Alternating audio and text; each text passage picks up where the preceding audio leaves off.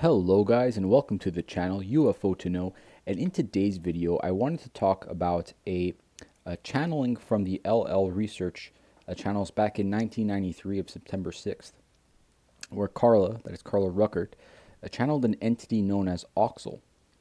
And in it, Oxel had some very interesting things to say about channeling. He says that the desire places an instrument close to the source of light, and when one stands in very bright light, one casts a very visible shadow, sharp and black. In metaphysical terms, this shadow is to be respected. This instrument calls it the loyal opposition. The energies of service to self, which offer their service to this planetary influence, are most delighted when they can sway a channeled message, which is content, to the point that the original intention to serve others is vitiated due to the mixed and increasingly service to self content of the messages received. This is done simply by the negative entity aping or imitating the way the positive source was channeling, in terms of both the way the channeling felt and the way the message was worded. When a positive channel has been compromised in this way and has become avid for more and more specific answers, the negative entity or energy offering this service simply continues to give more and more specific information, which, however, becomes less and less accurate. Eventually, due to the inaccuracy of the channelings, that particular attempt to be a servant of the light has been foiled. Now, I found this very interesting because a while back I had read the Cassiopean channelings of Laura Knight, and I found it was very fear-based, a lot of mixed messaging in there, and it was very off-putting. And now that I think about it, this actually really explains what that whole thing was about. So even though it does have a lot of dark, twisted, and fearful material in it, I would encourage you, if you're not too squeamish, to give those Cassiopean channelings a read, just to see what kind of messages the dark ones, if you want to call them that, the opposition, what kind of messages they want us to know. It's more of like a fun little thing just to read, just to see, the lies and all that. And I'll give you some examples now while I go back through the Cassiopean channelings, just to show you how dark it can get.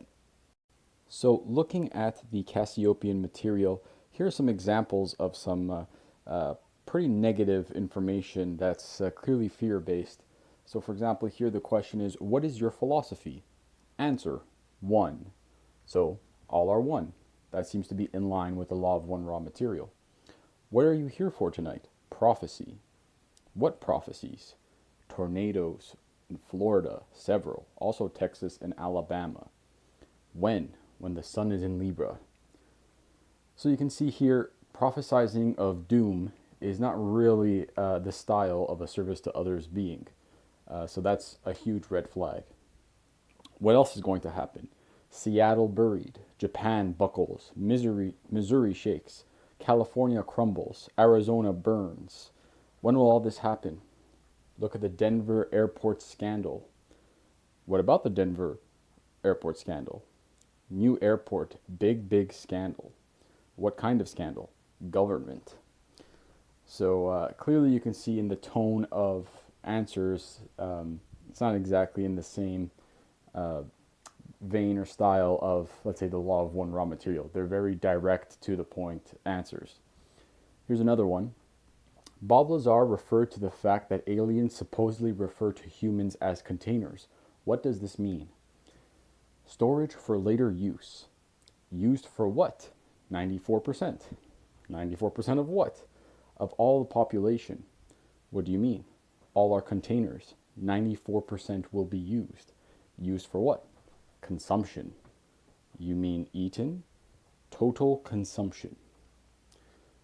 What do you mean by consumption? Ingested. Consumed for ingredients. To create a new race.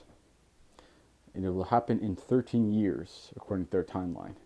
Keep in mind, I think this was channeled back in 1994, so clearly they were a little off on their predicted dates here. But as you can see, a lot of fear mongering, a lot of you will be eaten, a lot of consumption, total consumption. So this idea that a fear-driven ideas that they like to propagate. Even questions about where the Jews came from. They're Atlanteans. They call Yahweh a fictional being.